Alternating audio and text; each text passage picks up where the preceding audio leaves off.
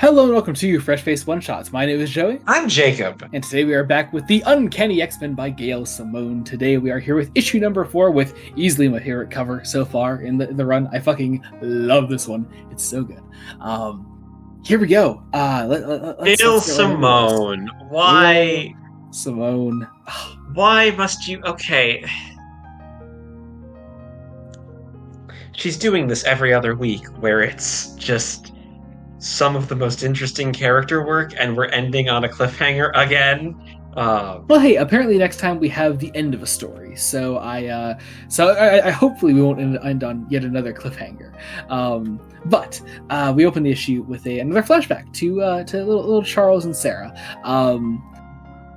Interesting one, showing some tension in their relationship, and I suppose a look at how Sarah sort of began to become who she is. They'll be really curious to see I guess how the full transformation actually happened. I don't know. I gotta know this.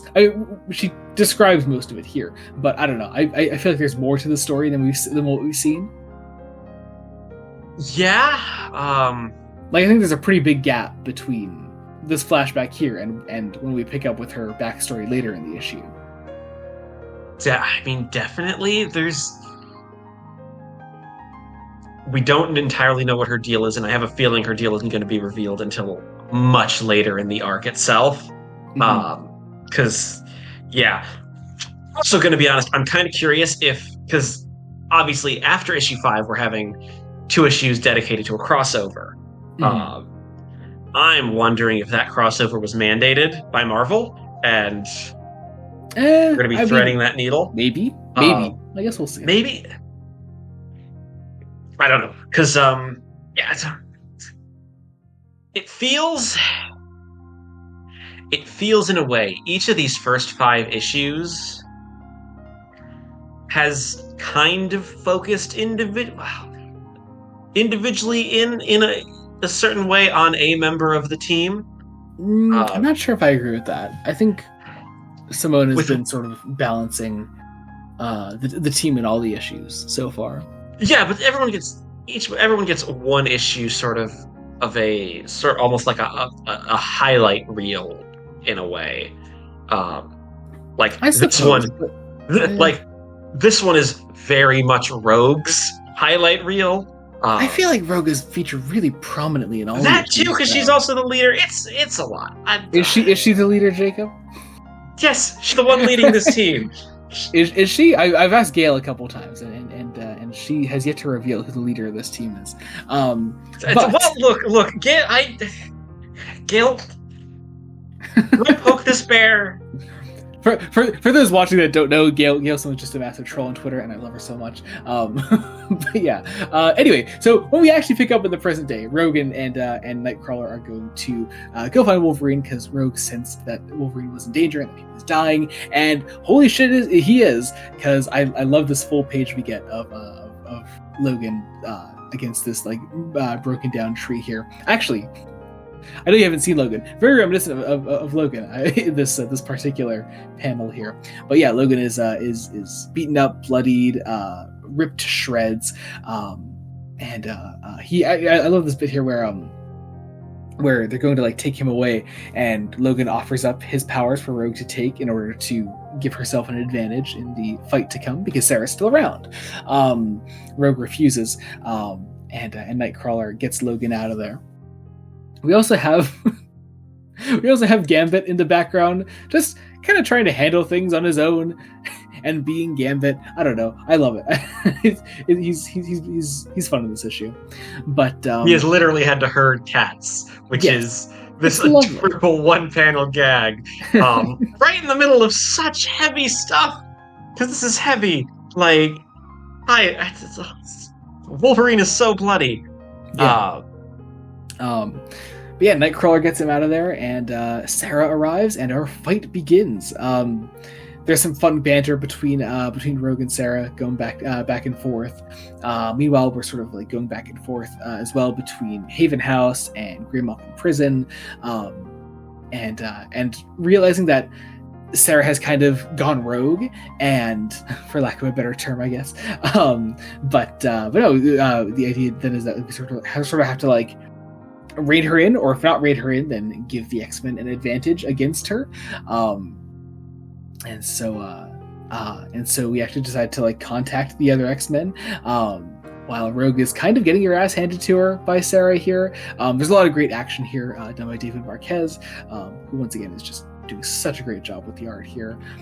There's also a debate between Rogue and Sarah here about Greek numbers and letters, which I just found really funny in the middle of this really brutal fight. It feels like Gail Simone is making fun of like the power scaling system, because like power scaling in fiction is a trope that I personally dislike. I don't love the can X character beat Y character in a fight. I mean, you know the famous Stan Lee clip, right? Which Stan Lee clip is this? Stan Lee used to do these things on YouTube called Stan's Rants, as they would always call them. And one of them is him ranting about the idea that people always ask him, you know, who would win in a fight, Wolverine or Hulk, or this person or that person. He's like, the point is, it doesn't matter. Whoever wins is whoever the writer wants to win. If I want the Hulk to win, the Hulk will win. If I want the Wolverine to win, the Wolverine will win. And he's not wrong. He's not wrong. It's so funny. It's great. Fandom, because like fandom spaces like to argue in crossovers of like can X character beat Y character from two very distinct franchises with very distinct power sets and narrative points, and it is weird.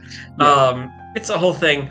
Also, I have a feeling, in a way, is Sarah being paralleled to Rogue? Probably. Is there something there? There are things here where I'm like, I'm curious to see how issue 5 is going to end it, because this doesn't feel like a penultimate issue to an arc. Like, it feels. It has an interesting flow. Yeah. Especially with this whole idea that, you know, Sarah blames Charles Xavier for her problems. Well, especially if in our crossover we're possibly bringing Charles into things, then we could very much be following up on that after the crossover event. So I guess we'll see. But yeah, oh god, I always forget her name. Dr. Karina, who contacts Gambit and warns him of what is happening. And so Gambit goes out with the other X-Men to go help Rogue. But they are met by, this is the character from the first issue, right? The one that was attacked by Sarah, right? That shows up here outside of the house. Yeah, with what looks like either an army of possible medieval knights. Yeah, like, I don't know what that's all about. I'm loving it. I love the aesthetic, but I don't know. This is an issue that several points I had a David Tennant as the Doctor. What? What? Like, what? Well, but yeah, no, it's, this half deer woman is outside with the medieval knights, and Gambit is going to fight them, but then the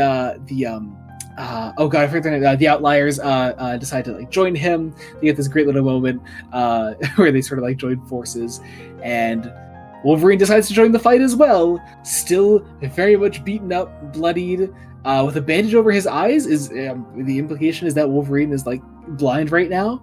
His eyes have been ripped out. So he's gonna join them though, and that is the end of the issue.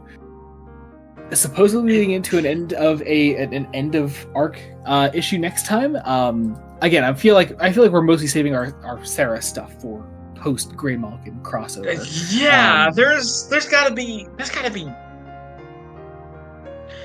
There's gotta be stuff like this.